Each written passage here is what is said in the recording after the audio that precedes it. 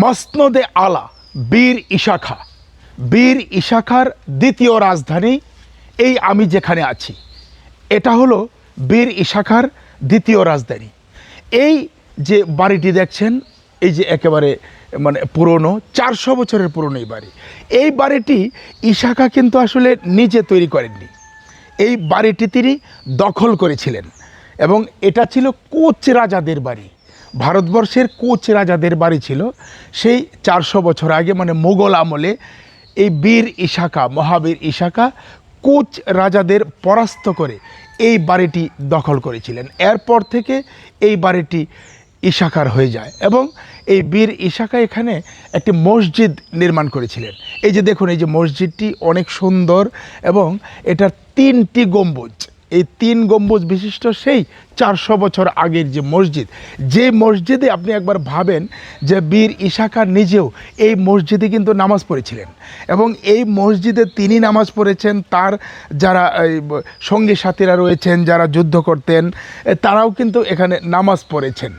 এই যে একবার ভাবলেই কেমন যেন লাগে যে ইশাখা নামাজ পড়েছেন এই মসজিদে, ইশাখা হাঁটাচলা করেছেন এই জায়গাটায়, ইশাখা থাকতেন এই বাড়িটাতে। এই বিষয়টা ভাবলেই একটু কেমন যেন লাগে। ইশাখার মূল যে রাজধানী সেটা হলো নারায়ণগঞ্জে, আর দ্বিতীয় রাজধানী বলা হয় এটাকে। এটা কোথায়? এটা কিশোরগঞ্জের করিমগঞ্জ উপজেলার জঙ্গলবাড়ি, যেটা আপনি জঙ্গলবাড়ি দুর্গ নামেও পরিচিত। জঙ্গলবাড়ি দুর্গ বললেই ইশাখার এই দ্বিতীয় রাজধানীটা সবার চোখের সামনে ভেসে ওঠে। যারা ইতিহাস ভালোবাসেন, ঘুরতে পছন্দ করেন, তারা এই ইশাখার দ্বিতীয় যে রাজধানী জঙ্গলবাড়ি সেটা চিনবেন, জানবেন। অনেকেই আসে, যারা পর্যটকরা ঘুরতে আসে, দেখতে আসে। ইশাখা আসলে এই কোচ রাজাদের পরাস্ত করে এই বাড়িটা এখানে দখল করার পেছনে কারণ ছিল। আসলে তখনকার সময় রাজা জমিদাররা যে বাড়ি করতেন বেশিরভাগই নদীর আশেপাশে, কারণ তখন আসলে নৌকা দিয়ে চলাচল করা, পণ্য বহন করা কিংবা তাদের যে সৈন্য সামন্ত ছিল, যুদ্ধের সরঞ্জামাদি, সেগুলি আসলে মূলত এই যদি ওই পরিবহন করা হতো তো নৌকায় পরিবহন করলে সবচেয়ে ভালো হতো, কিংবা নৌকায় তারা এক জায়গা থেকে আরেক জায়গায় যেত। এই নৌকা যে পথ, নৌপথ, সেটা ছিল আসলে সবচেয়ে মানে ভালো। এই জন্যে এইখানে নরসুন্দা নদী, ওই নরসুন্দা নদীর পারে এই কোচ রাজাদের বাড়িটা দখল করেছিলেন ইশাখা এবং এই বাড়িটা পরবর্তীতে ইশাখার বাড়ি নামে পরিচিত। এটা ইশাখার মূলত দ্বিতীয় রাজধানী।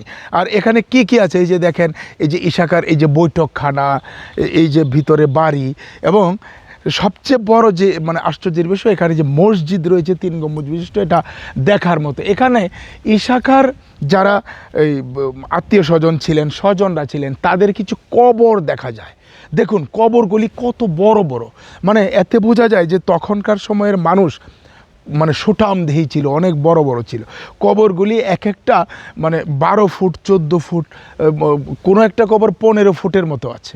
মানে অনেক, একটা মানুষ আমরা কত হই, 5 ফুট 6 ইঞ্চি, 8 ইঞ্চি বা 6 ফিট, এর বেশি না। তো ওই 6 ফিট, কিন্তু এক একটা কবর 12 ফিট, তার মানে তখনকার সময় মানুষ ছিল অনেক বড়। আসলে ইশাখা এই মানে এখানে ইশাখার কিন্তু কোনো সমাধি নেই। ইশাখার যে কবর সেটা আমরা জানতে পাই যে গাজীপুরের শুরুতে একটা জায়গায় ইশাখার সমাধিস্থল রয়েছে।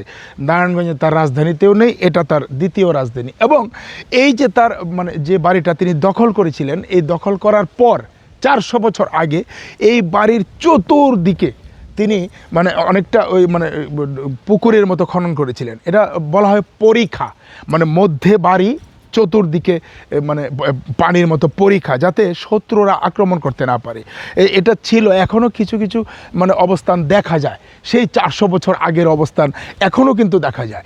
এবং এখানে আপনি আসলে জানতে পারবেন যে আসলে ইশাখার কোথায় থাকতেন, কোথায় হাঁটতেন, চলতেন, ইশাখার কোন মসজিদে নামাজ পড়তেন।